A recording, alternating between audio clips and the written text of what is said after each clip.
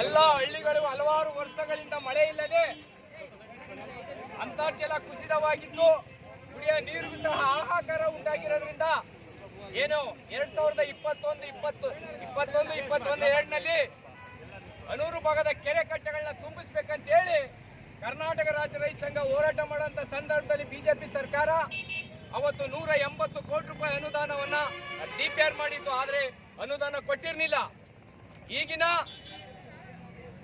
ಕಾಂಗ್ರೆಸ್ ಸರ್ಕಾರದ ಸಿದ್ದರಾಮಯ್ಯ ಸರ್ಕಾರ ಇವತ್ತು ನಮ್ಮ ಹೋರಾಟದ ಫಲವಾಗಿ ನಾವು ಹಲವಾರು ವರ್ಷಗಳಿಂದ ಹೋರಾಟ ಮಾಡ್ಕೊಂಡು ಬಂದು ಏನು ನೀರಾವರಿ ಇಲಾಖೆ ಮುಂದೆ ಹೋರಾಟ ಮಾಡಿದ್ದು ಮತ್ತು ತಾಲೂಕು ಕಚೇರಿ ಮುಂದೆ ಹೋರಾಟ ಮಾಡಿದ್ದು ಮತ್ತು ಏನು ರಾಮಾಪುರದಿಂದ ಬೈಕ್ ರ್ಯಾಲಿ ಮಾಡಿ ಜಿಲ್ಲಾಡಳಿತ ಭವನದಲ್ಲಿ ಒತ್ತಾಯ ಮಾಡಿದ್ದು ಮತ್ತೆ ಏನು ಈಗ ಕಳೆದ ತಿಂಗಳು ಫೆಬ್ರವರಿ ತಿಂಗಳು 25ನೇ ತಾರೀಕು ನಾವು ಅನೂರು ತಾಲೂಕು ಪಾದಯಾತ್ರೆ ಅಂತ ಒಂದು ಪಾದಯಾತ್ರೆ ಶುರು ಮಾಡಿ 2ನೇ ತಾರೀಕು ಮಾನ್ಯ ಮುಖ್ಯಮಂತ್ರಿಗಳ ಹತ್ರ ಪಾದಯಾತ್ರೆ ಹೊರಟ ಸಂದರ್ಭದಲ್ಲಿ ಮುಖ್ಯಮಂತ್ರಿಗಳು ನಮ್ಮನ್ನೆಲ್ಲರನ್ನು ಕರೆಸಿಕೊಂಡು ಈ ಬಜೆಟ್ ನಲ್ಲಿ ನಿಮ್ಗೆ 490 ಕೋಟಿ ರೂಪಾಯಿನ ಅನುದಾನವನ್ನ ಘೋಷಣೆ ಮಾಡ್ತೀವಿ, ಬಿಡುಗಡೆ ಮಾಡ್ತೀವಿ ಅಂತ ಹೇಳಿ ಆಶ್ವಾಸನೆ ಕೊಟ್ಟಿರು.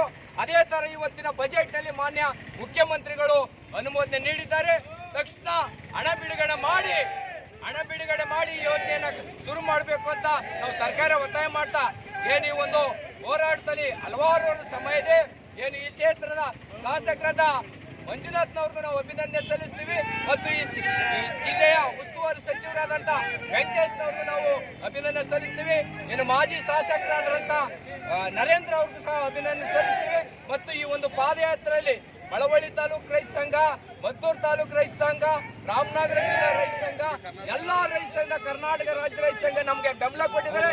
ಮತ್ತು ರಾಜ್ಯಾಧ್ಯಕ್ಷರು ನಮ್ಮೆಲ್ಲರ ಬೆಂಬಲವಾಗಿ ನಿಂತು ಮುಖ್ಯಮಂತ್ರಿಗಳ ಜೊತೆ ಮಾತುಕತೆ ಮಾಡಿಸಿರೋದ್ರಿಂದ ರಾಜ್ಯಾಧ್ಯಕ್ಷರು ಸಹ ನಾವು ಅಭಿನಂದನೆ ಸಲ್ಲಿಸ್ತೀವಿ.